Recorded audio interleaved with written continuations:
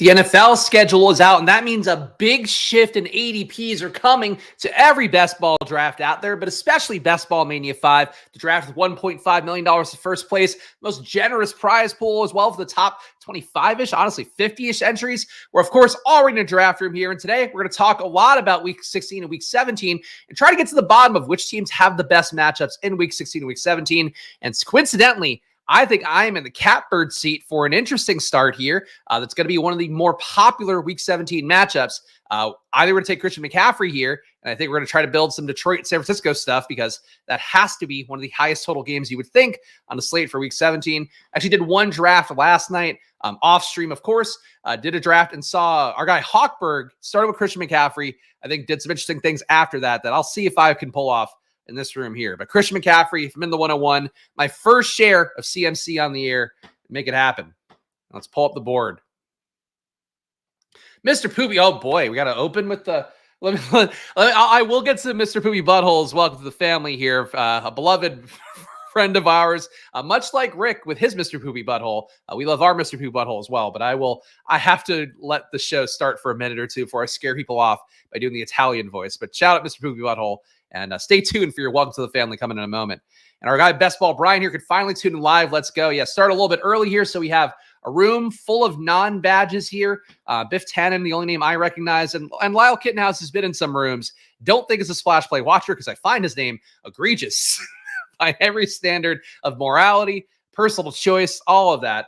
But he is in this room as well. Interesting start here. We see CeeDee Lamb, Jamar Chase, Amon-Ra St. Brown. Really do think this tier of wide receivers pretty flat, so you can choose your own adventure there if you like one more than the other. I would go CeeDee Lamb. I would go Tyreek. I would go Jefferson. I would consider going to Amon-Ra over Chase personally. No, it's not a popular take. No, people love Jamar Chase out there. But really, to me, can't really go wrong with any of those five guys. And Puka, not that far away either. I think Mr. Poopy Butthole just passed you for the best fecal handle on YouTube. I mean, there's a lot of great ones floating around out there. I don't want to speak ill of any of the poop-based names that you guys bring to the table, but you all do a great job, I think, represent different parts of the poop economy, that is, the pooting economy as well.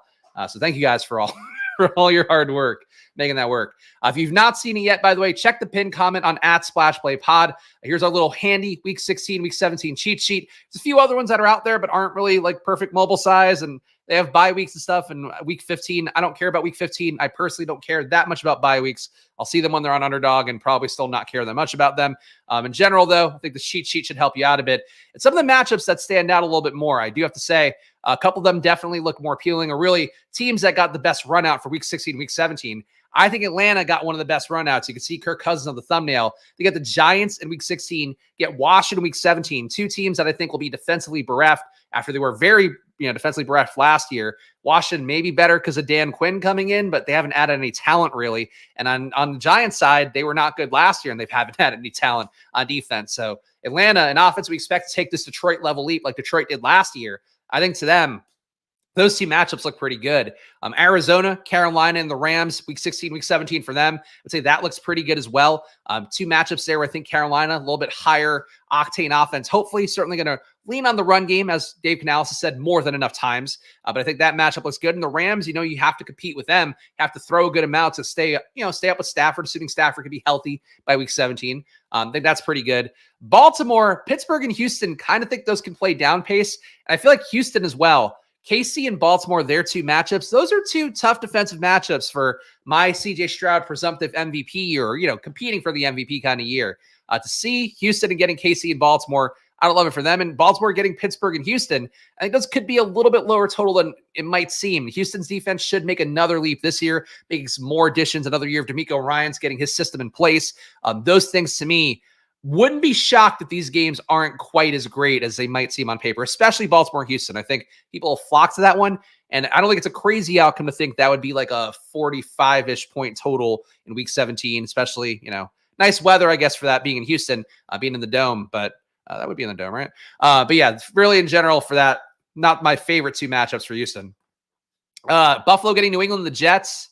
I think also two defensively skewed matchups there. New England defensive coach coming in with Gerard Mayo. Team last year defense was not that great, but still stabilized a little bit as the year went on. To me, I think that those could be also down total games. And Buffalo as well. kind of expect them to play some lower total games this year without having that explosive wide receiver core. So for them, I don't know. I don't love the Buffalo haul either. Carolina, I like a lot. I actually think Tampa Bay might have one of the better runouts, but Carolina getting Arizona and Tampa Bay. I'll pull the graphic here for now just so I can try to show you guys the board still. I'm trying to talk about all the matchups here. But yeah, to me, Carolina getting Arizona, getting Tampa Bay, two teams that we know can put up points, two defenses that Arizona will be improved with another year of Jonathan Gannon there, but they weren't good last year. Tampa Bay's defense had some really noticeable weaknesses last year as well. So Carolina, if they are a good team this year, Dave Canales' revenge matchup, Tampa Bay as well. I have some Carolina Tampa Bay stuff in the big board and in BBM, so I'm intrigued by that one for sure. Picks coming up here. Going to check the chat. We'll keep talking about matches as we go. That cheat is great. Thanks. Glad it helps. Glad it helps. It's branded. Love the cheat sheet. Thank you. Thank you. Scatback. That's true. Scatback would be another great YouTube username to add to the legacy of Poop Boys. All right, so both Niners receivers go, which is not what happened last night in the draft with Hochberg. I'll save my thoughts on what he did because I think I'm going to do part of what he did. All right, so we are going to take Sam Laporta with one of these picks. I think Laporta gets steamed up to the turn because of the Niners correlation here. So we take Sam Laporta with pick 1 just because I'm going to get him out of the way. I need to think about what else I want to do here. Chicago, Seattle for DJ Moore. Houston, Baltimore game I don't like that much. Neighbors versus Indianapolis could set us up for an AR pick later, which would be kind of fun. Did that last night, actually. I'm going to go Laporta for 1 pick. And this is tough for me. I do like Diggs. I have Diggs ranked highly. Are we going to get anything back for Baltimore, though, at the next turn? Probably not. Ooh, this is a tough one. I'm going to go DJ Moore, and we're going to try to see if we could set up some Chicago-Seattle stuff. Do you think Seattle has a shot to be an improved defense? Of course, Chicago playing Seattle in Week 17. If you're not familiar with Week 17 matchups, we can go back to the graphic. I would say for you guys, though, use the cheat sheet. Brick Draft Caddy I saw updated. I think the Spike Week thing, their draft hacker or whatever they call it, I believe also updated. So there you go. But check the pin comment at SplashPlayPod if you want to take the same cheat sheet here. And I'll just look at it off screen while we go through this middle part of the board because I don't want you to be not able to see the middle part of the board. So other teams here. So Chicago gets Detroit and Seattle. Love that haul for Chicago. Love them getting a game where you have to score a lot of points against Detroit. Then you're getting Seattle, a matchup where it's going to be a better defense with McDonald coming in, Mike McDonald taking over, bringing those Ravens principles that did so well for the entire time he was there. Last year, I think that defense is good enough. Maybe not as great as historical Ravens defense. Still pretty good, though. But it's going to take a while for Seattle to catch up and be that good, I would think. So when you get Detroit in Week 16, you get Seattle Week 17, feel pretty good about that for Chicago. So that's part of the logic here for taking DJ Moore. Cincinnati gets Cleveland and Denver. I hate the Cleveland matchup. Miami, who we'll talk about in a moment. Miami got, to me, the worst haul in Week 16, Week 17 games where they're playing San Francisco and Cleveland, including Miami playing Week 17 at Cleveland. To me, you guys know how I feel about Tua. Tua outside in Cleveland in Week 17, Christmas week, seems like a combo of all the worst things for Tua. So, like Miami, I still expect to do the same thing as last year. I think they're going to be a good regular season team. Maybe some risks to get figured out, but they added more weapons. Like they're going to be high powered still. Their haul though for the playoffs makes me think that Miami should not be what you're game stacking as much. Though maybe the Cleveland part of it makes it contrarian, I guess. But that defense, I don't think is going to fall off that much year to year. Washington, Atlanta seems fun. Yeah, I'm kind of going in alphabetical order while skipping around a little bit. I love the Washington haul of Week 16, Week 17 games. You get Philadelphia, which is going to be a tough matchup, seeing that defense rebounds with Vic Fangio taking over. But if it's close to what it was last year, it's a winnable game for a guy, Jaden Daniels, or at least a game where he can create production, hopefully, because Philadelphia is going to score some points against the Commanders' defense. It's not going to be that much better talent-wise, even if Dan Quinn makes him better overall. But in Washington, Atlanta in the Dome for Week 17, for a mobile QB like Jaden Daniels and also a guy who's going to get the ball downfield and find some bombs, I think Washington, Atlanta Week 17 is a really sick matchup. So I'm glad to have that outcome, and that's how it goes. And Spags took both the guys I wanted. Don't be in the draft room. That's a pretty obvious fix for you. We've talked about enough times here. Other matchups here, or other teams talk about. Dallas gets Tampa Bay and Philadelphia. I think Tampa Bay, Dallas is a pretty good matchup. Do expect Dallas's defense to be worse this year. Tampa Bay's last year was not a world beater by any stretch. Philadelphia, again, not great last year. They added Vic Fangio, who is going to make the most of the talent they have. Obviously, had some draft picks as well. But I think that's a winnable game for Dallas, or a game rather that you could expect them to put up points. And if they don't put up points, then, maybe that's just maybe the tail of Dallas's year. Dallas still a team to watch that I think we're treating as like a team that we can lock in for a lot of production. I have those question marks, I think, that have been raised enough times by people in chat. Denver gets the Chargers and also gets Cincinnati. So Denver, Chargers, Cincinnati. I don't mind those matchups. Chargers going to be overhauling some stuff. Still have a good amount of talent there on defense, but it is going to be a team that's going to have to re-center around Jim Harbaugh. Do you think that defense will be better for the Chargers this year? But I could live with that matchup. Sean Payton, Jim Harbaugh going tete-a-tete. And frankly, too, I think there's going to be room with a Chargers defense that should be pretty aggressive. Should be room for a Bo Nix, who did really well under pressure last year. The only QB in college football the last couple years that had a plus EPA under pressure. Bo Nix going against a Chargers team, I think, is good. And I think the matchup versus Cincinnati might be good, too. We'll see how good that defense is this year. But it does seem like the Bengals shored up more on offense than defense. And maybe Denver can get themselves into a low-owned shootout versus Cincinnati in Week 17. All right, board's moving here. I'm going to keep talking about these Week 16, Week 17 games, though. Detroit gets Chicago, which I like a lot. Detroit gets at San Francisco. People worried about the weather for Goff at Chicago. I get that. Jared Goff outside Week 16, maybe not the best, but the Bears, that defense came on strong in the back half of last year. Maybe they give him some trouble, but I think Chicago's going to put up points on Detroit. I think Detroit's going to put up points on Chicago, and hopefully Jared Goff doesn't shit the bed. But that is, if you are a Goff weather truther, maybe a little bit of concern for you with Detroit going into Chicago Week 16.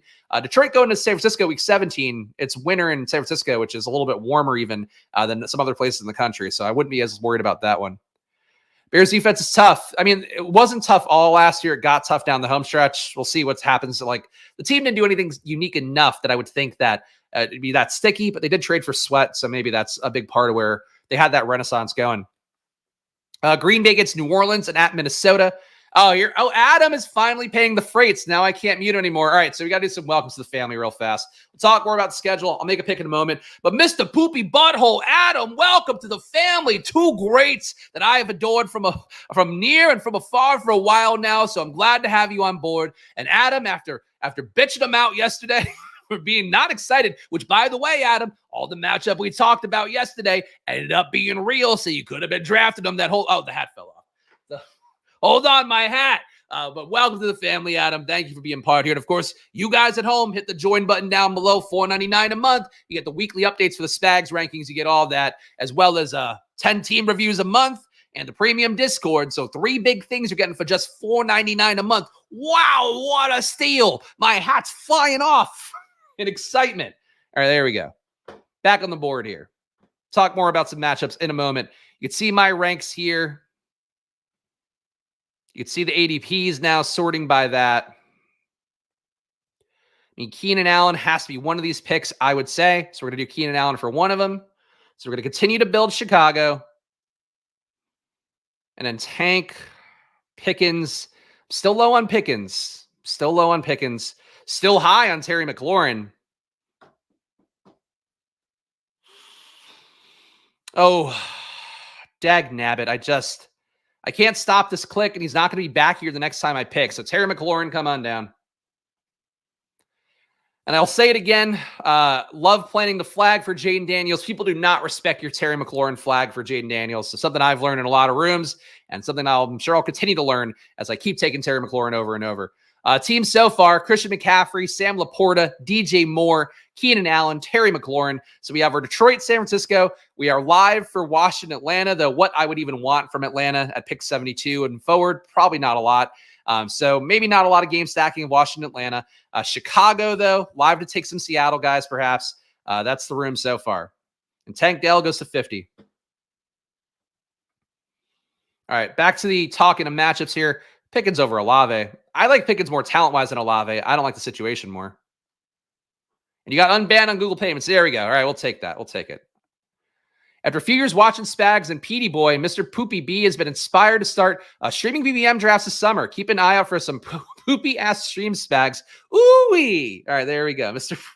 I hope you're doing it. I hope you have found a way to be like, what do they call those? The people that stream with like a fake face, like an animated face or whatever, I hope you found a way to do that, and then you actually are Mr. Poopy Butthole doing drafts. If you find a way to do that, I'll be overjoyed.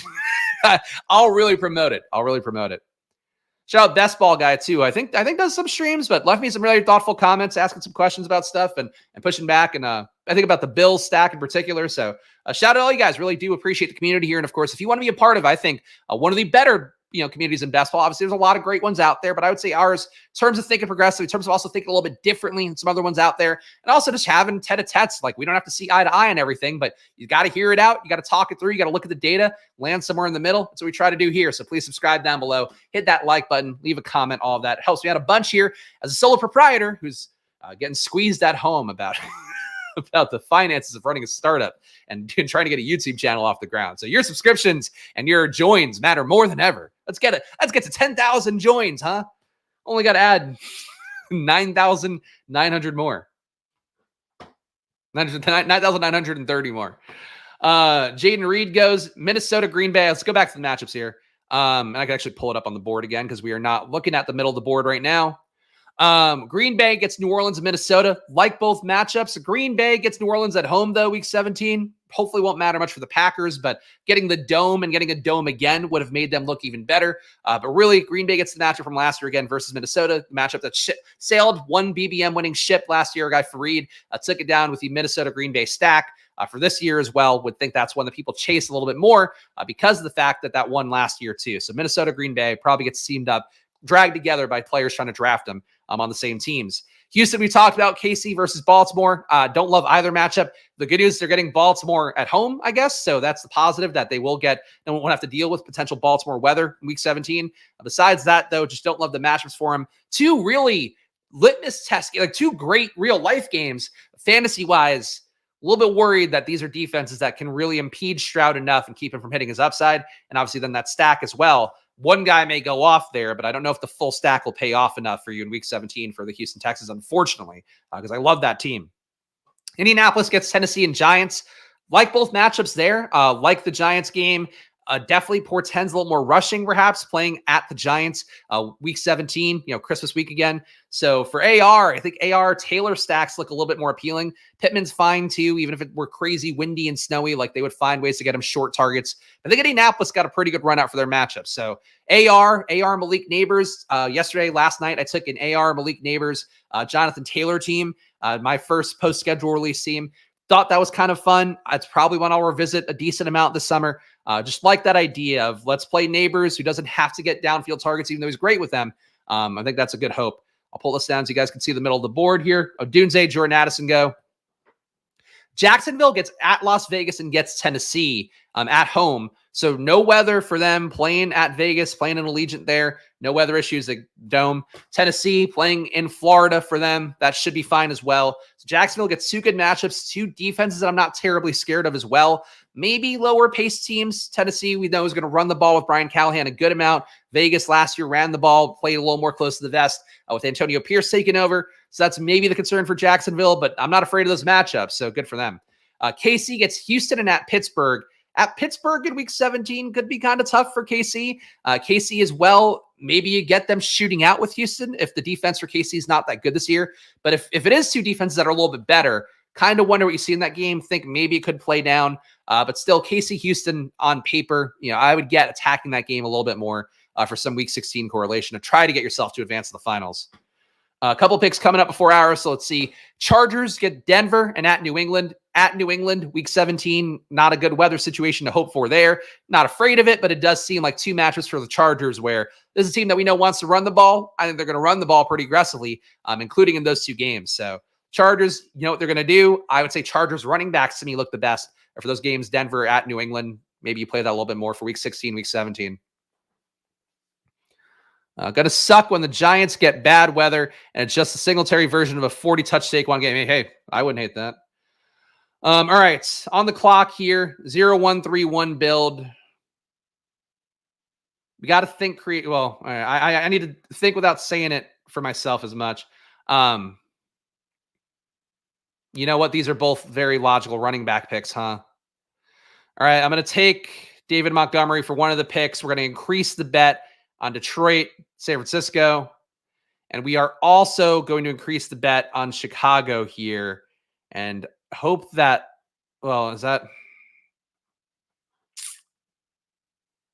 boy, oh boy. All right, let's hope we get this right. So a 0-3-3-1 here. Not my favorite to go this light on receiver, but we have correlated bets here for running backs, and it'll allow me to go. I think this is like a 4, max 5 running back build. We have Christian McCaffrey, David Montgomery, DeAndre Swift, DJ Moore, Keenan Allen, Terry McLaurin, Sam Laporta. We're going to have to make it up at receiver. You could make the case that a Deontay, Brian Thomas, DeAndre Hopkins, like I could have done Jacksonville, Tennessee there, micro correlation with Thomas and Hopkins. But I'm trying to focus this year on week 17, having the game stacks for the key parts of my roster, and then letting the other parts be little micro stacks of teams more so. So it's something I'm changing for myself this year, but that's sort of my logic there. Is I wanted to get Detroit, San Francisco. I want to get Chicago, Seattle at this point, looking a little bit hard to get parts that actually matter, but we'll see. Other week 17 games, Rams get at the Jets. Tough one on paper. You're getting somebody getting Sauce in that game, assuming Sauce is healthy. Then you're getting Arizona at home for the Rams, which is not a bad one. Don't mind that haul, but I would really be loath to rely on the Rams in week 16. Certainly, maybe the Jets are a better offense than I give credit for this year, and it ends up being more of a shootout. But playing at the Jets, week 16, I don't love it for the Rams in general. Having to go East Coast too, like not a great thing either. Would guess that total comes down a little bit. Vegas gets Jacksonville and at New Orleans. So they get Jacksonville at home, then they get a dome. So the Raiders double dome team think bodes well for all their pass catchers, bodes well for Zamir White as long as he can hold on to that role. Bodes well for Aiden O'Connell / Gardner Minshew. I would say Gardner Minshew. Betting markets have Gardner Minshew up as the minus money guy by a pretty good margin. I think minus 600 at a start week 1. So good matchups for the Raiders. I think they're a sneaky stack. You got 2 matchups there. Not worried about Jacksonville's defense. Not worried about New Orleans. And you're getting turf in both games. So not a bad one for Vegas. Besides that, we have Miami. We talked about them. Niners, Cleveland. Really tough matchups for them. At least Miami gets San Francisco at home. Maybe that game could be one that carries you week 16. But I really would worry if you're carrying Miami. Big Miami week 16. Then they go into week 17 at Cleveland and they get stomped. That would be my worry there. I don't think no matter what, these 2 matchups, the week 16, week 17 matchup for Miami being bad, it's not going to spook people off of Miami or anything because they love the skill players so much. But I liked Miami a lot last year. I'm just going to be, I think, a little bit lower on Miami in general, besides Tyreek. They're going to be lower on general because I don't like Waddle at his ADP. I don't like Tua as a guy that could beat Josh Allen week 17. And then you're getting at Cleveland. It's not my favorite combo of things together. How many pass catchers can Gardner carry? I mean, he can carry Adams. He can carry Brock. He can carry, I would say, Myers and Michael Mayer, probably more of a ping-ponging thing at best. But he can definitely carry, I think he can carry Adams and Brock, especially with touchdown equity. Those guys are 2 red zone targets that's why part of why I don't love Zamir White as much as the field. I just don't think Zamir is going to get that guaranteed goal line work when you have Adams there, who's a great red zone target. You have Bowers, who's an even better red zone target relative to tight ends. I think those are things that are going to be a little bit tougher for that offense. So to me, I think Minshew can sustain those guys. Minnesota gets at Seattle, gets Green Bay. Don't hate those matchups. Not really afraid of either one. They're getting Green Bay in the dome as well, so that's a positive too. JJ McCarthy not playing at week 17 at Lambeau outside, probably a positive. You don't want to put him on the bright lights like that. McCarthy, though, as I pointed out yesterday, not currently the minus money to start. It is Sam Darnold who's minus money to start, according to the initial DraftKings who will start week 1 markets. New England gets at Buffalo, and then the Chargers. To me, kind of seems like 2 down-paced games for them, 2 grinded-out kind of games. Potentially 2 games around a 40-point total. So maybe Drake May changes the equation coming in, but I think it's possible you could see Jacoby Brissett start most of the year because the Patriots are dumb enough to do that and boomer enough to do that in their approach. But don't love the matchups for those Patriots. Just like going into Buffalo, possibly cold weather, getting the Chargers at home, possibly cold weather. Not getting a boost for anything there.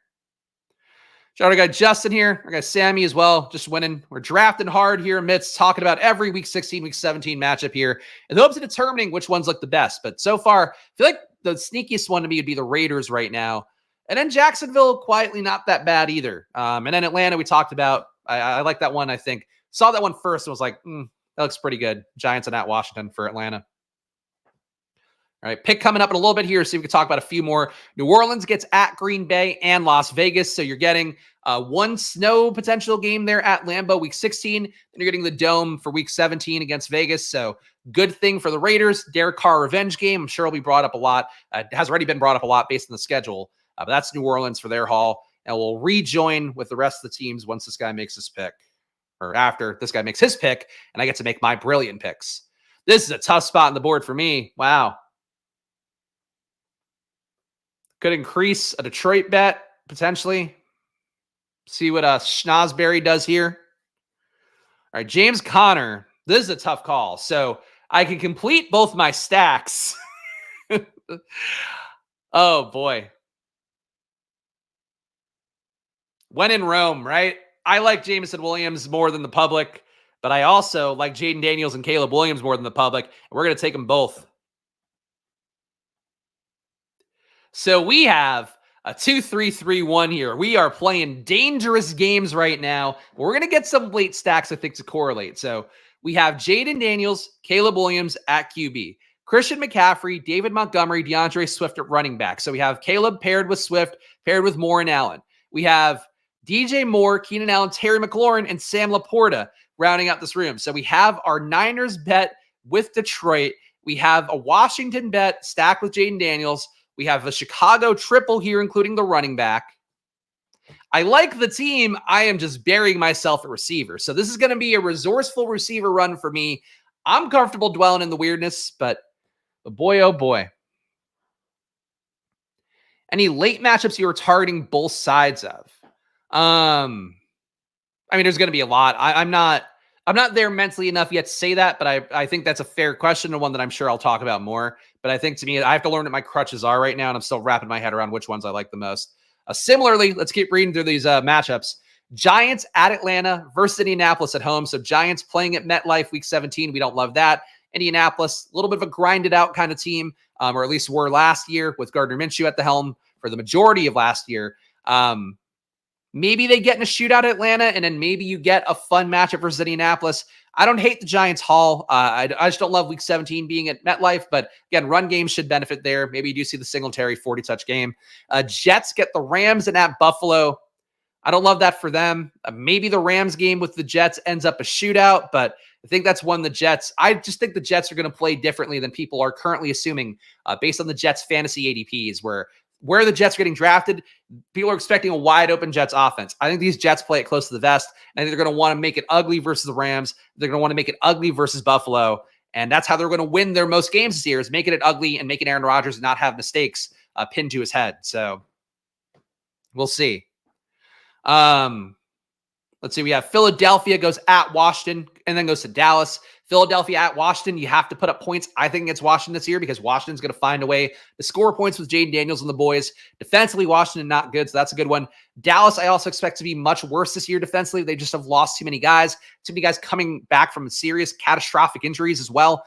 For Dallas, I have real concerns there. The game is in Philadelphia. That's the one negative for them. I guess it's a home game, so it's a positive, but being in colder weather potentially a little bit less good than being at Dallas Stadium. But that said, at Washington versus Dallas, Philadelphia to me, clean run for them.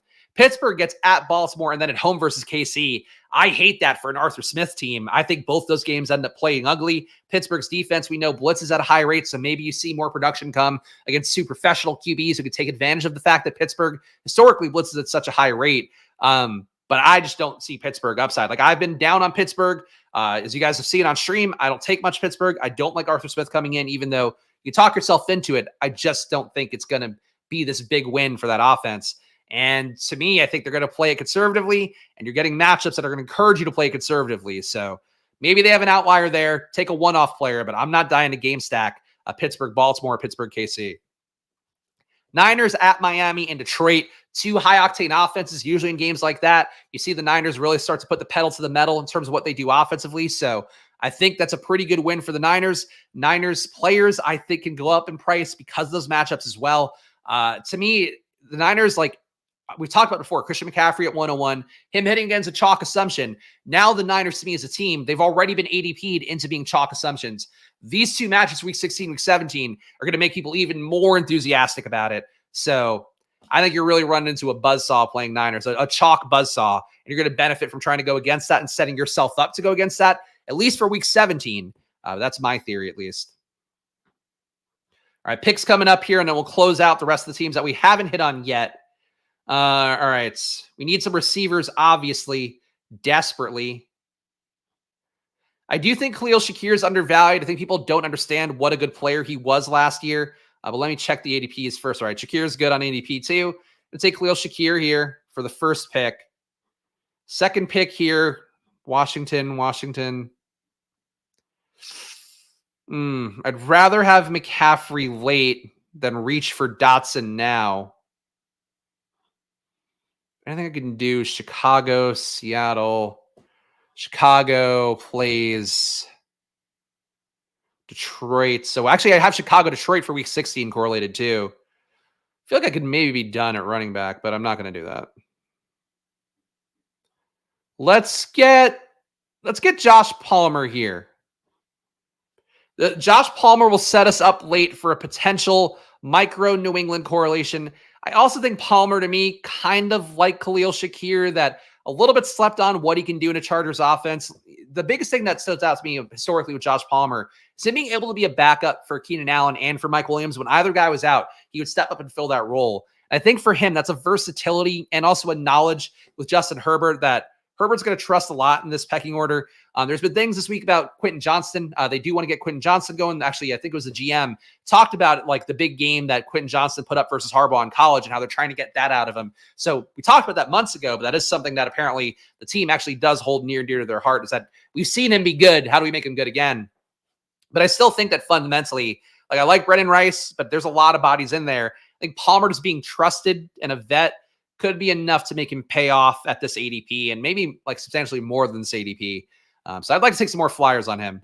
And the Chargers get Denver and at New England. So we are live to do some different stacking things for myself.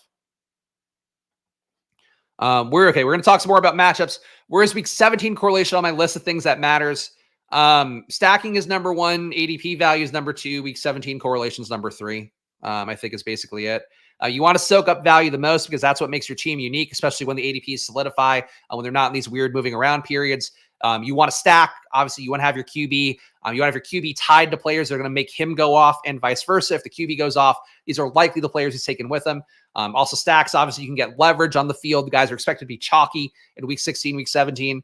So that's why stacking is the most important. But week 17, you just want to go into a 500-person field or a little bit more than 500. You want to go into that with the best bet to have a DFS lineup that goes off. And something that we talked about a little bit on Twitter this week, I had replied to a couple threads about they were questioning Fareed Shahid's team and like, oh, he got these players, but game stack, but he could have had a better team because he could have had this player over Alex Madison or this player over Pat Freiermuth.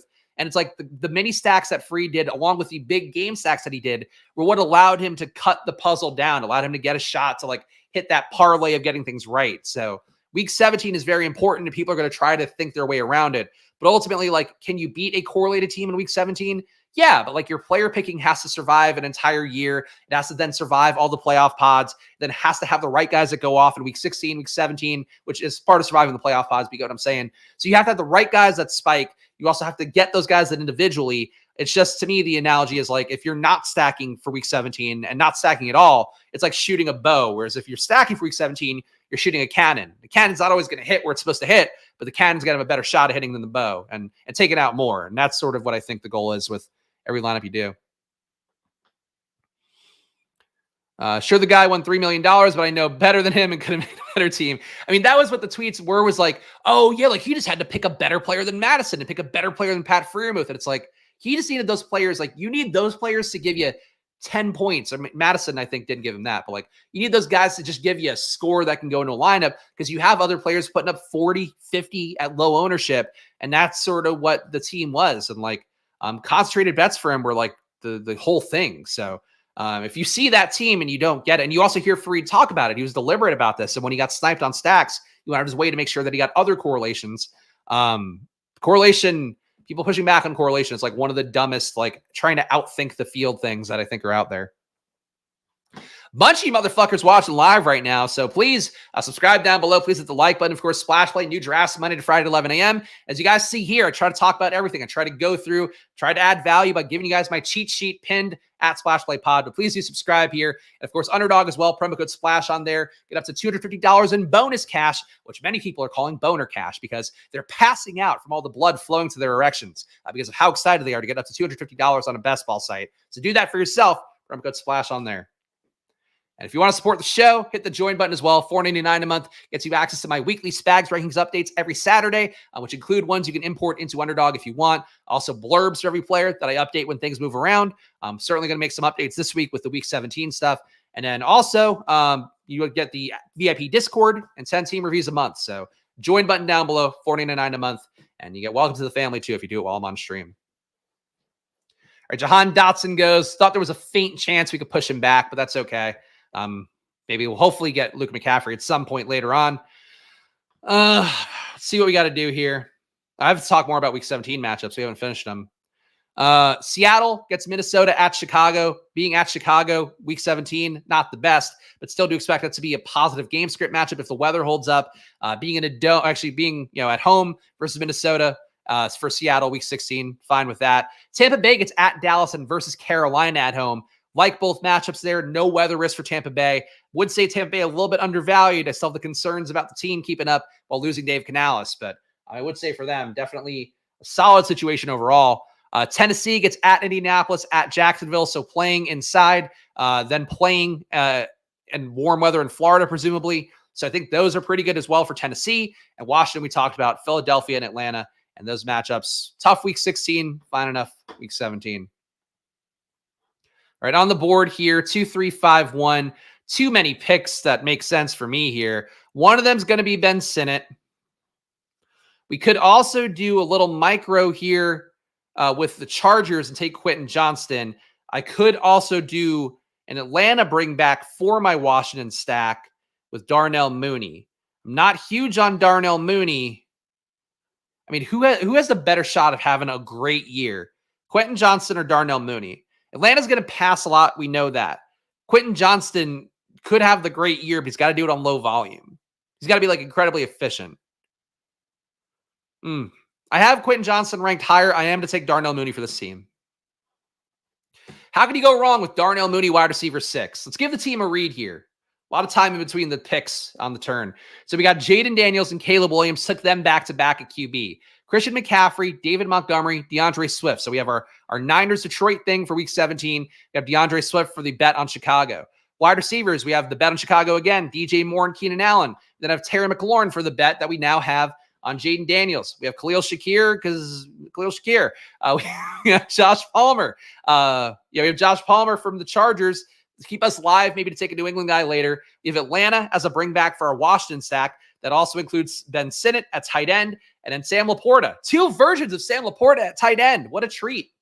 Neither of whom is a fullback. I'll keep saying that.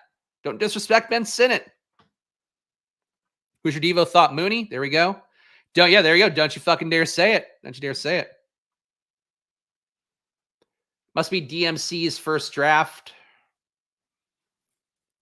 He's not doing a great job. But who knows? Who knows? At least he's getting volume at receiver, if nothing else. I don't think he's correlating any of it, right? Yeah, no, he's not. That's going to happen. It's going to happen. Dead money don't make money, right? Thank you. You made the fullback joke too. Meatwad, everybody making the fullback joke. Ha ha ha. Great quote though, which Coach Speak Index doing a great job. I feel like if there's 2 things you're going to follow, for some reason you're not following them. Number 1, the Coach Speak Index on Twitter. Follow that. He's really doing an aggressive job grabbing clips for everything, talking about the things that are important in terms of like coaches, what they're saying about things that might be revelatory about how they're going to approach certain players. So follow that one. 32 Beat Writers, another one that I know people have suggested follow before. Both those bring in pretty good intel lately, including Cliff Kingsbury talk about Zach Ertz's role. So one of the things that people right now think, including Davis Maddock, giving FUD for the Commanders over and for Ben Sinnott over is, Zach Ertz is there. Like, he loves Zach Ertz. And like Cliff Kingsbury loves Zach Ertz. Cliff Kingsbury talked about Zach Ertz is like, he's basically a coach in the locker room. Like he's not like he's just here to bring these young guys along, knowing the talent they have. Like, like could not have been more clear about what Zach Ertz's role is, which, yeah, maybe he's out there in some 12 personnel. Maybe he's out there taking a few snaps a game. I don't even think you're seeing a blocker like you saw last year for Trey McBride. I think you're just seeing him there as a vet presence that, frankly, couldn't even make the active roster for Detroit when he moved there at the end of last year. I think Zach Ertz's best days are done, and now Cliff Kingsbury knows that he's a guy that does good shit, and he's going to impart that to tight ends like fucking Ben Sinnott, who also is the second best tight end in this class by a wide margin.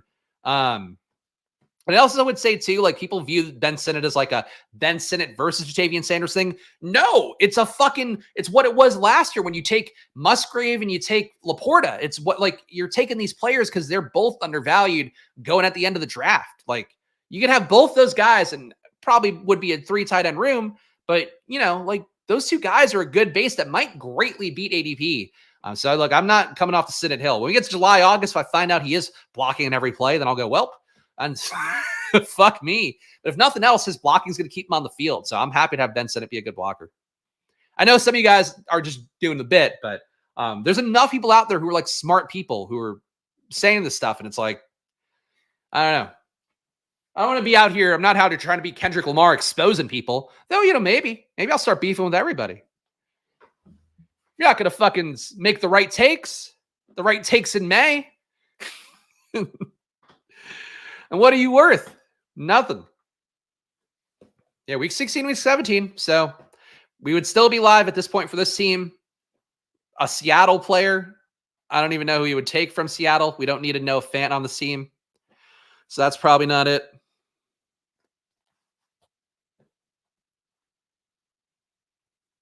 Couple more picks coming up here. Let's see what comes back to us.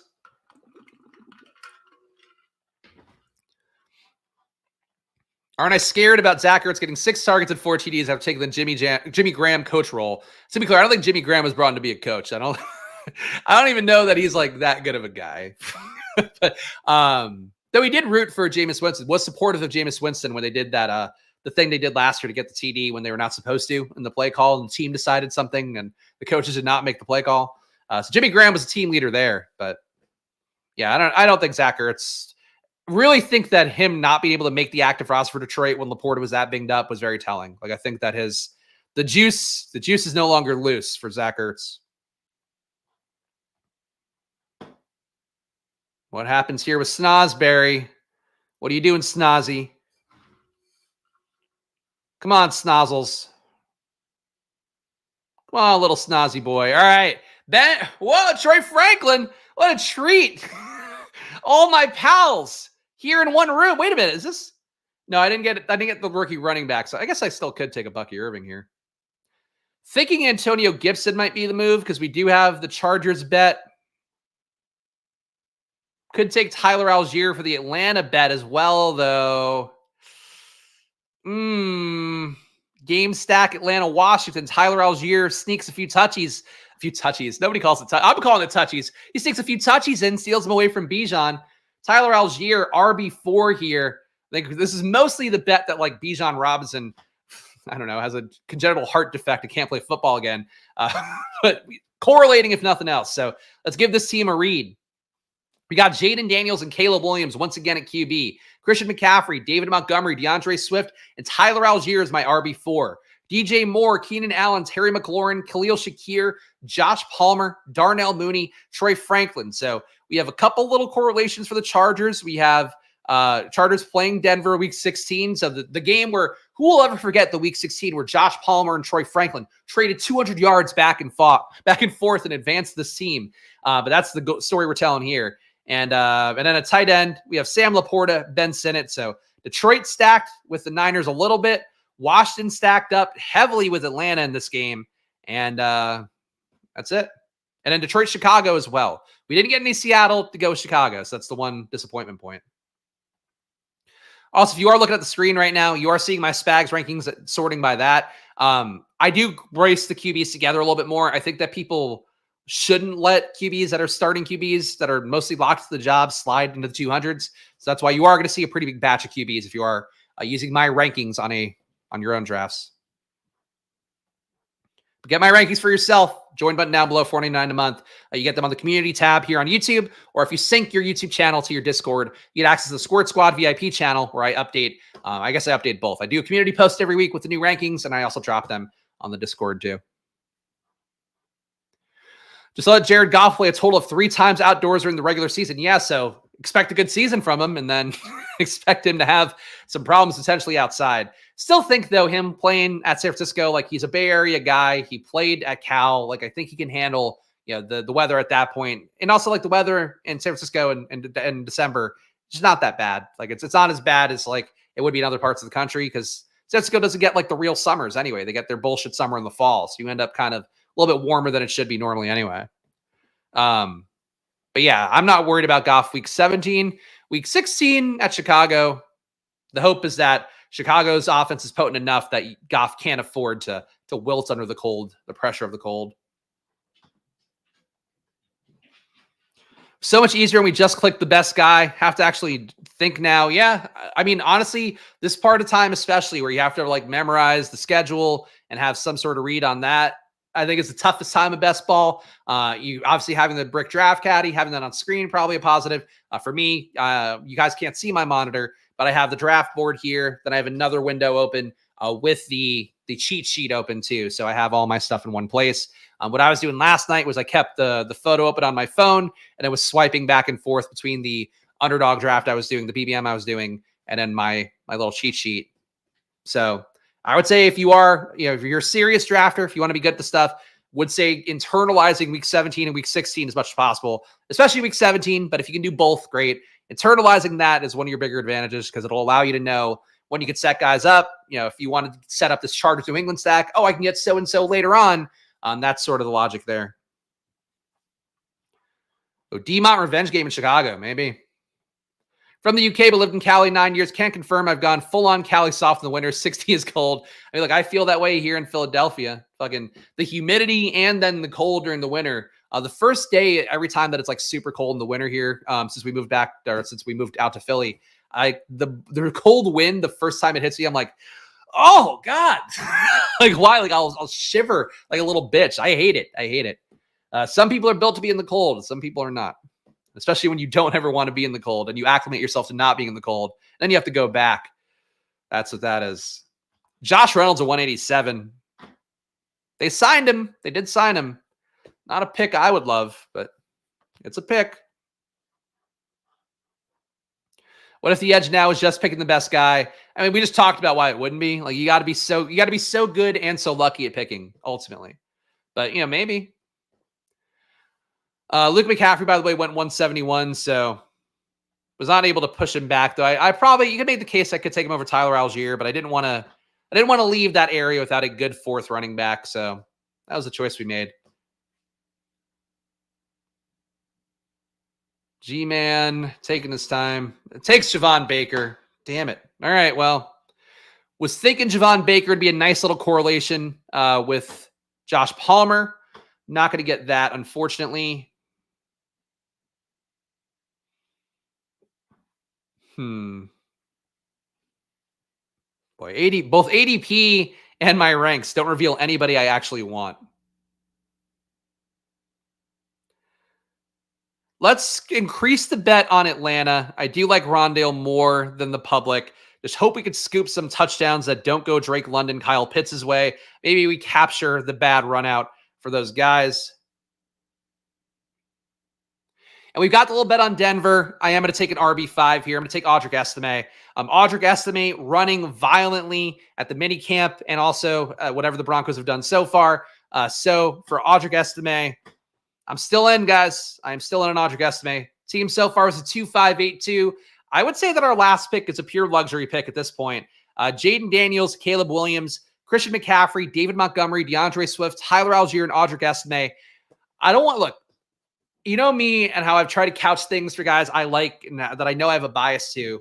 If we're going to say that one guy has a shot to be Kyren Williams in the 17th or 18th round, it's Audric Estime. Like right now he's in an open Denver backfield. He's the best analytics performer in that backfield. And, maybe the pass game work's not going to be there for him, but the goal line work might be. So Estime, I'm going to say it. I don't want to say it full throated, but I'm backing on Audric Estime pretty meaningfully.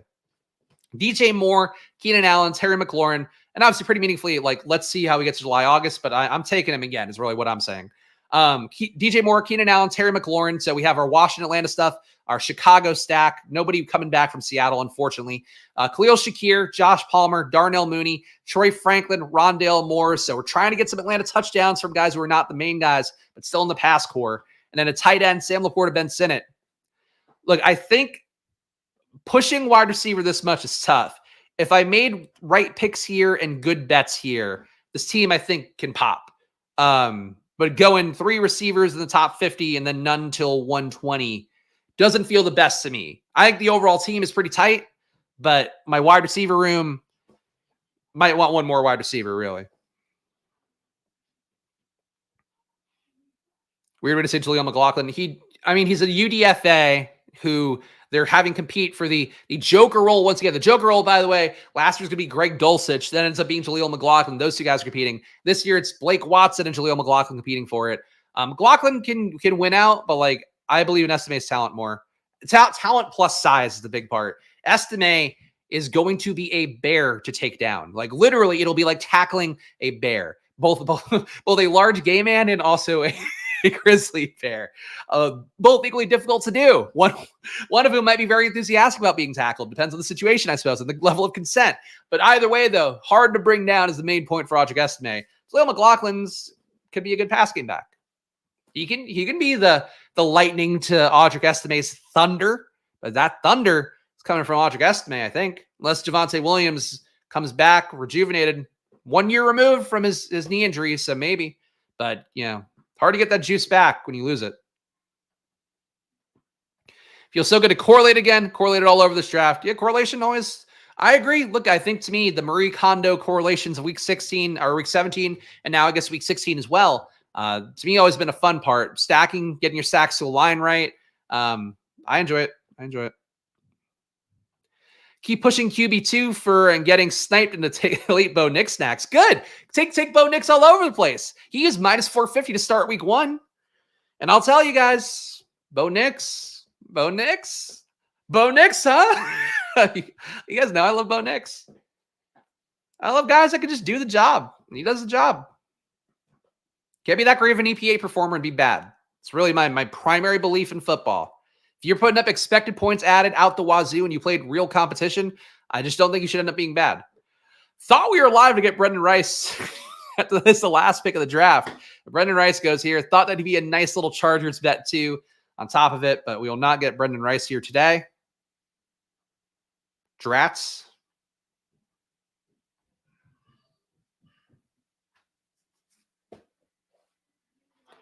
Who do you think is starting at QB for the Steelers for that Week 17 matchup versus KC? Fields or Russ? If Russ is healthy, I think it's Russ. I really don't think they have the intent to play Fields. And the weird burial that came out from Chicago media about how Fields was like an asshole and didn't listen to Nick Foles and like all this shit. Kind of weird timing on that. I still like my bet was really that Fields can't play more than half the year because he has guarantees that trigger or bonuses that trigger if he plays 50% or more of snaps. So they're going to save that no matter what. But like all the reports coming out of Pittsburgh so far that like Russ is the Steeler, it's not a competition. And Russ has done enough to like endear himself. He's been going to like to Penguins games. He's been going to Pirates games. Like he's doing the Russ pressure of like, I'm the face of the franchise, even though he's being paid on basically a fucking minimum deal. But that's Russ for you.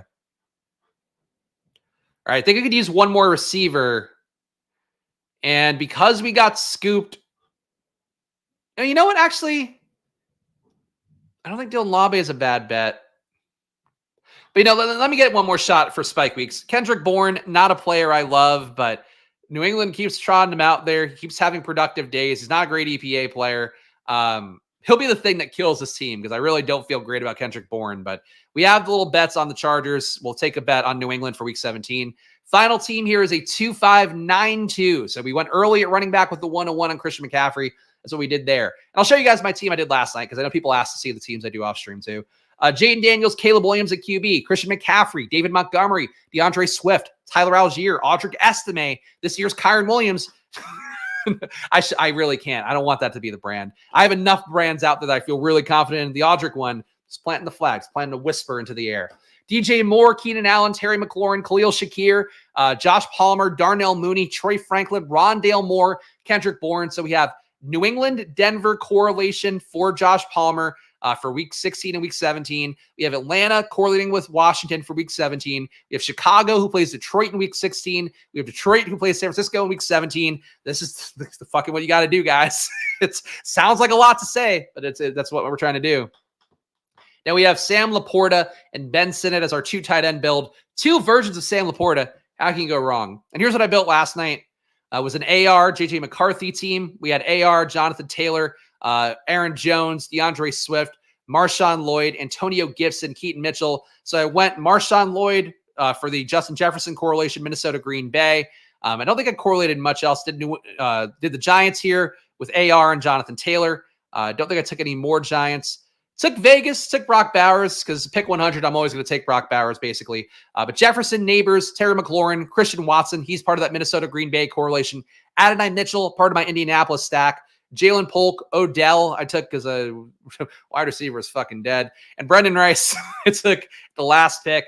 And then Brock Bowers, Dalton Schultz. That was my team yesterday. So these are my teams, guys. You're going to see more of my teams than anybody else this entire 2024. So please do hit that like button. Please subscribe down below. Splashplay now that march to 4K subs. We need to hit it, guys. I need to keep growing this channel because we got to make everything starts to make more business sense for myself so we can ease the pressure at home is really the goal. So hit that like button, hit subscribe as well, and please support the channel here. Your likes, your comments, your engagements, your joy watching these streams means a lot. And if you watch the stream until this point, you're not subscribed. You like the stream, so just fucking do it.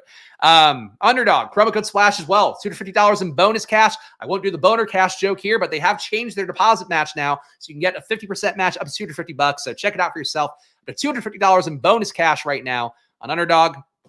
Hit the join button down below to support the channel, $4.99 a month. Get the Spags rankings. Get also 10 team reviews a month. All of your best ball teams. Any questions you want, I do try to answer those as well. Premium Discord, too, on the Deposit Kingdom Discord. Get that all for $4.99 a month. Second best way to support the show, though, check out Probably. Probably.com/subscribe. Promo code SPLASH on there will get you half off a month or a year. It means getting the best betting data in the biz right now, under $10 for a month, under $100 for a year.